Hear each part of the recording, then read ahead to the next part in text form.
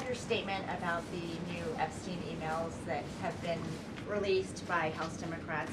Separate from why you believe the emails were made public, can you address their substance? Did the president ever spend hours at Jeffrey Epstein's house with a victim? These emails prove absolutely nothing other than the fact that President Trump did nothing wrong. And what President Trump has always said is that he was from Palm Beach, and so was Jeffrey Epstein. Jeffrey Epstein was a member at Mar-a-Lago until President Trump kicked him out because Jeffrey Epstein was a pedophile and he was a creep. And this email you refer to with the name of a victim that was unredacted now and has since been reported on in this room, so I will go ahead and say it, Virginia Giuffre. And it was CBS's own reporting, Ouija, that recently wrote that Miss Giuffre maintained, and God rest her soul, that she maintained that there was nothing inappropriate she ever witnessed, that President Trump was always extremely professional and friendly to her.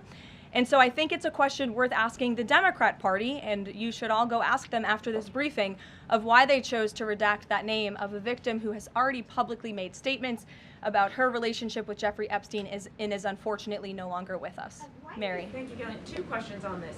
In the interest of transparency, why not just go ahead, release the full files on Epstein, get this all over with? This administration has done more with respect to transparency when it comes to Jeffrey Epstein than any administration ever.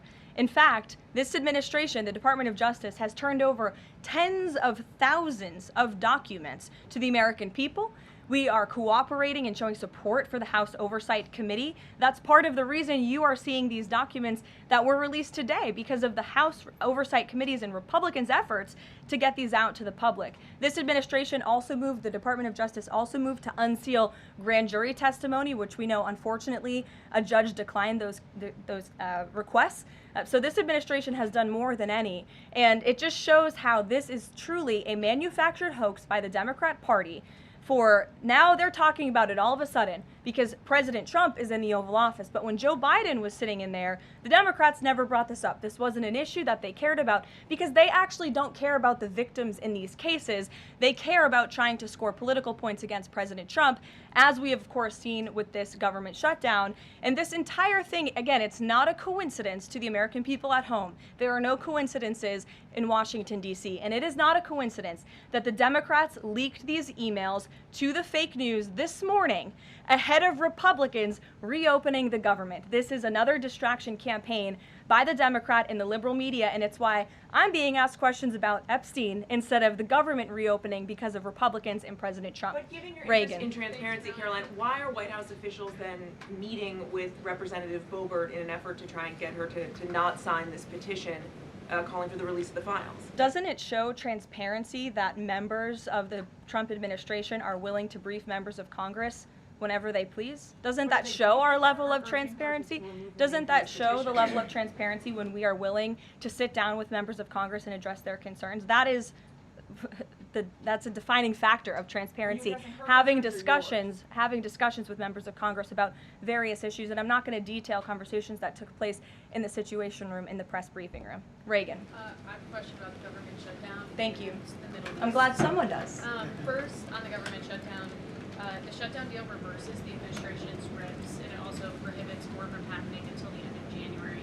I'm wondering if the president had input on this element of the deal, and if he's at all disappointed that's going to reverse the downsizing of government that they did during the shutdown. I mean, look, I think it's about 6,000 workers total. When you look at that in comparison to the reduction in the federal workforce that this administration has done since January to get rid of the waste, the fraud, the abuse, and to reduce the size of our federal bureaucracy, we've done a lot of great work on that front, and we will continue to. But obviously, the president's main priority was to reopen the federal government and get people back to work, and that's what this deal accomplishes. Line, there's been reports in Israeli media that the U.S. is considering building a temporary military base on the Gaza border. Can you confirm these reports? So I had a conversation directly with the reporter who wrote this article, and this article was based on a single piece of paper, an inquiry that somebody in the Department of Navy made about an idea that may happen in the future. And this reporter deemed that as an official plan and ran with a story that the United States is looking into it. I checked with the highest levels of the United States federal government. This is not something the United States is interested in being engaged in. It's not something we are currently involved in right now that we will be funding. And the president has been very clear he doesn't want to see boots on the ground with respect to what's happening in the Middle East. We've made great peace. We've made great progress with the peace plan in Gaza, and we want to continue to see that move forward. But I put a comment in that story for a reason. And sometimes we see reporters take a piece of paper like this and just deem it as official policy, and sometimes that misleads people a little bit. Sure. There's been a question about UK intelligence sharing regarding the drunk interdictions involving Venezuelan boats. How will that affect the U.S. military operation? There's been a lot of discussion about the high caliber of the intelligence that has been provided before any of these military actions have taken place. I've seen that report. Oh, hello. I've seen that report. I'm familiar with the reporting, but we don't comment on intelligence matters, classified intelligence matters, as you know.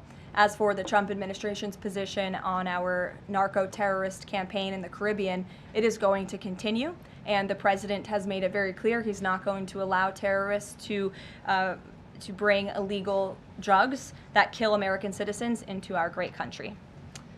Sure, John. I'll go to John and then Zolan. Go ahead. Thank you so much. Trump has talked about sending out $2,000 checks to U.S. citizens. Earlier this year, he also talked about sending a Doge dividend. That didn't materialize. Should U.S.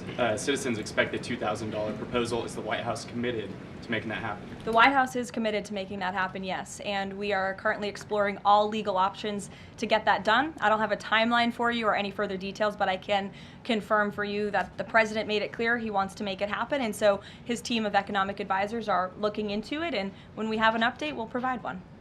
Solon. You said at the top that one of the costs of the government shutdown was that people missed their SNAP benefits. Can you explain then why the administration went to court to fight the funding of food stamps and SNAP benefits? So recipients missed their SNAP benefits because the Democrats shut the government down, and they forced the administration to tap into a contingency fund that did not even fund the full entirety of this program.